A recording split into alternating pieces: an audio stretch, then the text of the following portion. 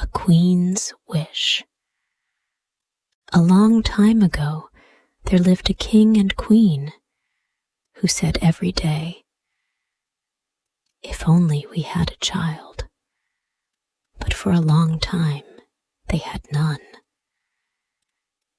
It fell out once, as the queen was bathing, that a frog crept out of the water onto the land and said to her,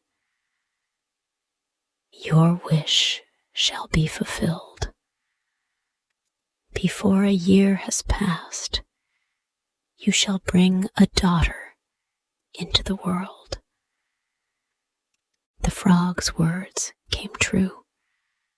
The queen had a little girl who was so beautiful that the king could not contain himself for joy and prepared a great feast.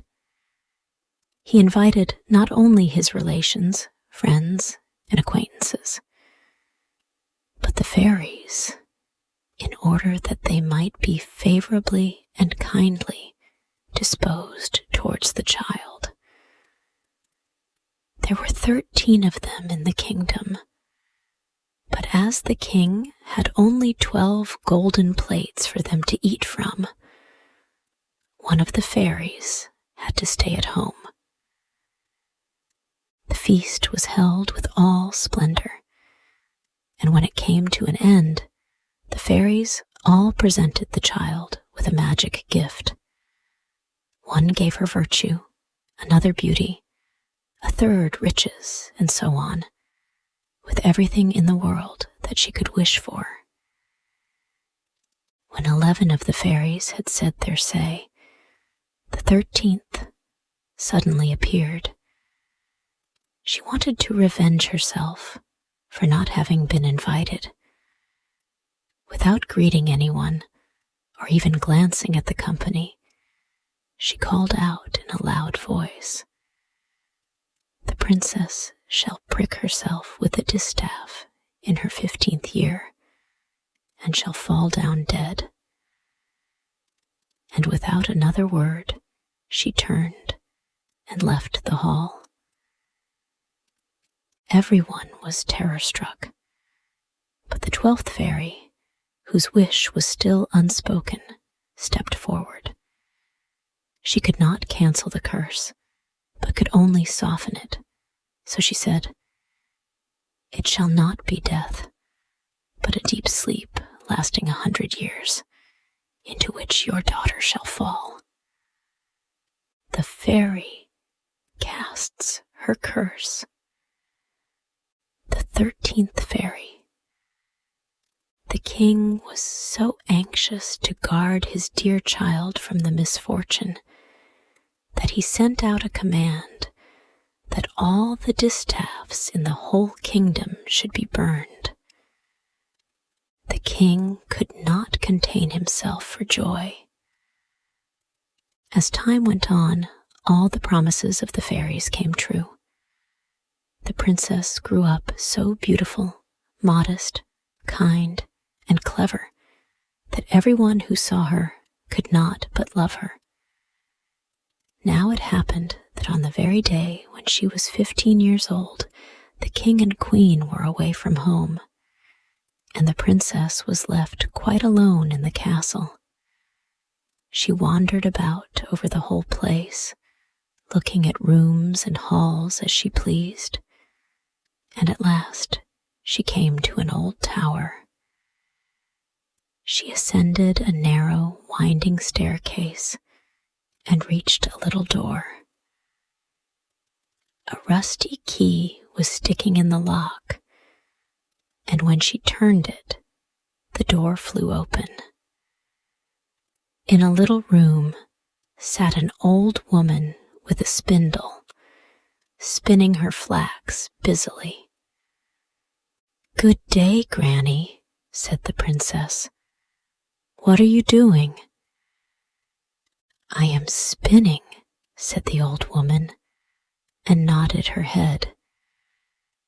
"What is the thing that whirls round so merrily?" asked the princess. And she took the spindle and tried to spin too. But she had scarcely touched it before the curse was fulfilled, and she pricked her finger with the spindle. The instant she felt the prick, she fell upon the bed, which was standing near, and lay still in a deep sleep which spread over the whole castle. The king and queen, who had just come home and had stepped into the hall, went to sleep, and all their courtiers with them. The horses went to sleep in the stable, the dogs in the yard, the doves on the roof, the flies on the wall. Yes, even the fire flickering on the hearth grew still and went to sleep, and the roast meat stopped crackling. The cook, who was pulling the scullion's hair because he had made some mistake, let him go and went to sleep. The wind dropped, and on the trees in front of the castle not a leaf stirred. But round the castle a hedge of briar roses began to grow up.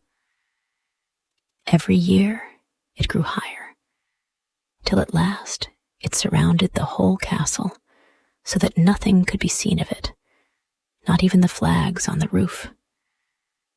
But there was a legend in the land about the lovely sleeping briar rose, as the king's daughter was called. And from time to time, princes came and tried to force a way through the hedge into the castle.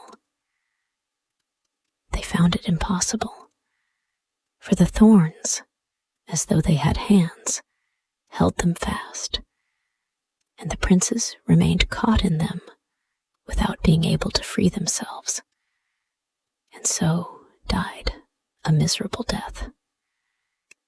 The castle surrounded by briars, but round the castle a hedge of briar roses began to grow up. After many, many years, a prince came again to the country and heard an old man tell of the castle which stood behind the briar hedge, in which a most beautiful maiden called Briar Rose had been asleep for the last 100 years, and with her slept the king, queen, and all her courtiers. He knew also from his grandfather that many princes had already come and sought to pierce through the briar hedge, and had remained caught in it, and died a sad death. Then the young prince said, "I am not afraid. I am determined to go and look upon the lovely briar rose." The young prince said, "I am not afraid. I am determined to go and look upon the lovely briar rose." The good old man did all in his power to dissuade him, but the prince would not listen to his words. Now, however, the 100 years were just ended, and the day had come when Briar Rose was to wake up again. When the prince approached the briar hedge, it was in blossom and was covered with beautiful large flowers, which made way for him of their own accord and let him pass unharmed, and then closed up again into a hedge behind him. In the courtyard, he saw the horses and brindled hounds lying asleep. On the roof sat the doves with their heads under their wings, and when he went into the house, the flies were asleep on the walls, and near the throne lay the king and queen.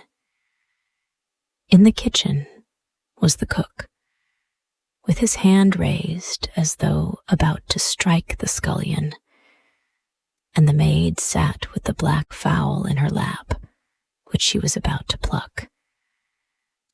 He went on further, and all was so still that he could hear his own breathing. At last he reached the tower and opened the door into the little room where Briar Rose was asleep. There she lay, looking so beautiful that he could not take his eyes off her. He bent down and gave her a kiss. As he touched her, Briar Rose opened her eyes and looked lovingly at him. Then they went down together, and the king woke up, and the queen, and all the courtiers, and looked at each other with astonished eyes. The horses in the stable stood up and shook themselves. The hounds leaped about and wagged their tails. The doves on the roof lifted their heads from under their wings, looked round, and flew into the fields. The flies on the walls began to crawl again. The fire in the kitchen roused itself and blazed up and cooked the food. The meat began to crackle, and the cook boxed the scullion's ears so soundly that he screamed aloud, while the maid finished plucking the fowl. Then the wedding of the prince and Briar Rose was celebrated with all splendor, and they lived happily till they died.